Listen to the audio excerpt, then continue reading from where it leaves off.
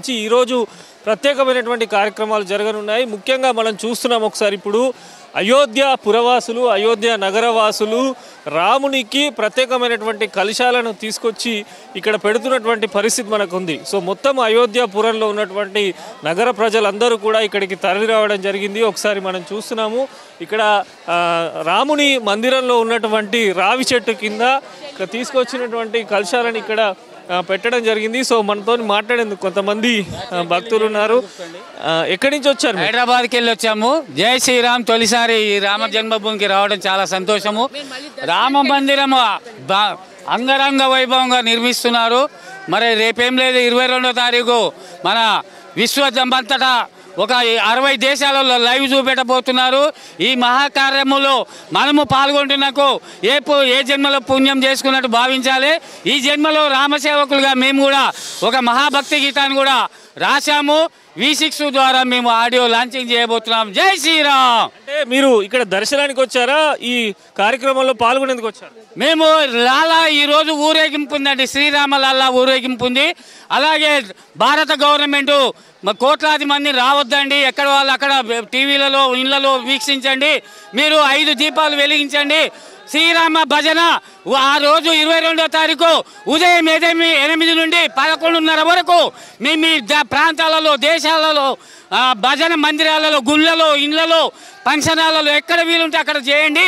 శ్రీరామ జన్మభూమికి రావద్దని భారత గవర్నమెంట్ పదే చెప్పినందుకు మేము ఈరోజు రావడం జరిగింది. వీలైతే 22 కుంటాము, లేకపోతే మా స్వస్థలానికి వెళ్ళిపోతాము. మేము ఈ సందేశం చెప్పేది ఏంటంటే ఎవ్వరూ రావద్దండి. ఎందుకంటే ఇక్కడ చాలా మంది ఉన్నారు.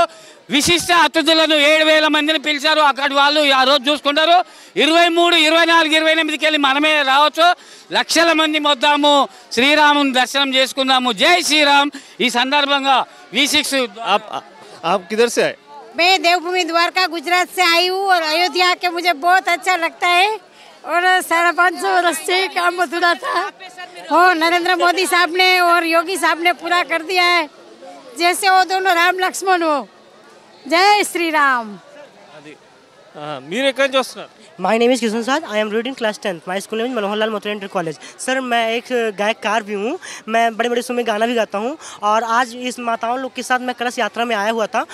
देखिए कि मेरी माताएं लोग कितना अच्छा भव्य कलश उत्सव को निकाली हुई हैं रैली, और हम लोग देख रहे हैं कि इनके कलश कितने सुंदर मनोहर लग रहे हैं और हम लोग भी इसमें पार्टिसिपेट कर रहे हैं अपनी माताओं लोग के साथ. अब हम लोग राम जन्मभूमि की ओर बढ़ रहे हैं. इसी के साथ मैं किशन साज. नमस्कार. అది మనం ఒకసారి చూడొచ్చు.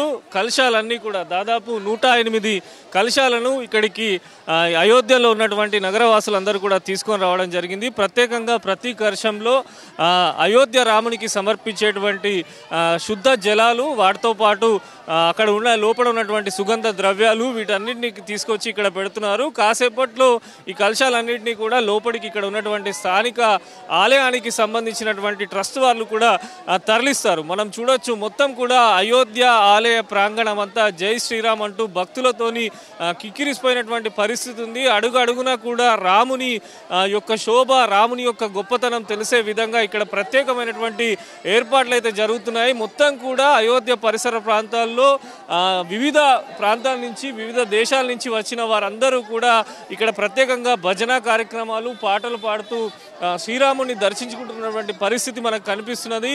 ఈరోజు కొంత సాధారణ భక్తులకు లోపలికి అలో చేస్తున్నారు. లోపలికి అలో చేసినప్పటికీ తొందరలోనే వారిని బయటకు పంపించే ప్రయత్నం అయితే వారు చేస్తున్నారు. సో ఒకసారి మనం చూడొచ్చు, చాలా మంది ఇక్కడ జై శ్రీరామ్ అంటూ భక్తులు పెద్ద ఎత్తున రామ మందిరం దగ్గరికి చేరుకున్నటువంటి పరిస్థితి మనకు కనిపిస్తున్నది. దానికి అనుగుణంగానే పోలీసులు కూడా చాలా వరకు బందోబస్తును ఏర్పాటు చేశారు. ఎక్కడికక్కడ కూడా కేవలం కలశాలు తీసుకొచ్చినటువంటి భక్తులను కొంతమందిని లోపలికి అలో చేశారు. మరోపక్క వివిధ హిమాలయాలు కానీ వివిధ రాష్ట్రాల నుంచి వచ్చినటువంటి సాధువులు ఇక్కడ మనం చూస్తున్నాం, పెద్ద ఎత్తున వారు కనిపిస్తున్నటువంటి పరిస్థితి ఉంది. సో ఇప్పటికే హిమాలయాలకు సంబంధించినటువంటి పలువురు పీఠాధిపతులు కూడా ఇక్కడికి చేరుకున్నారు. వారందరికీ ప్రత్యేకమైనటువంటి ఆశ్రయం కూడా ఇస్తున్నారు.